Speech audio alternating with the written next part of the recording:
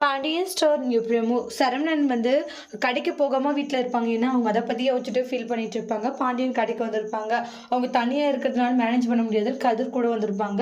அப்ப கஸ்டமர் ஒருத்தர் வந்து, "என்ன பாண்டியா, நாங்க கேள்விப்பட்டதெல்லாம் உண்மையான்றாங்க. அதாவது உங்க மருமக தங்கமயிலுக்கு வந்து வயசு சரவணனை விட 2 வயசு அதிகமான வயசாம், கம்மியா படிச்சிருக்கான், கர்ப்பமா இருக்குன்னு சொல்லிட்டுலாம் பொய் சொல்லிச்சாமே. கேள்விப்பட்டதெல்லாம் உண்மையா?" அப்படின்றாங்க. அப்படியே வந்து கோவத்தோட உட்காந்துட்டு இருக்காங்க.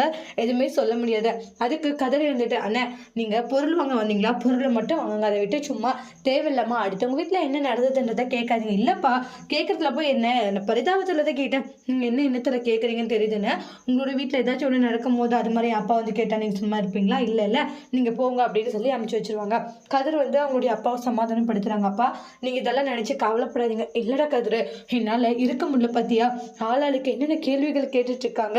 இந்த மாதிரி அந்த மயில் பண்ணிட்டு இல்லடா, அந்த மயிலு மேல நான் ரொம்ப நம்பிக்கை வச்சேன். அந்த மயிலு பொண்ணு இப்படி தலகுனிற மாரி ஒரு விஷயத்த பண்ணிடுச்சேன்ட்டு ரொம்ப எமோஷனலா ஃபீல் பண்றாங்க. அதெல்லாம் ஒண்ணும் இல்லப்பா. நீங்க எல்லா விஷயத்தையும் நினைச்சு இப்படி கவலைப்படாதீங்கப்பா." அப்படின்றாங்க.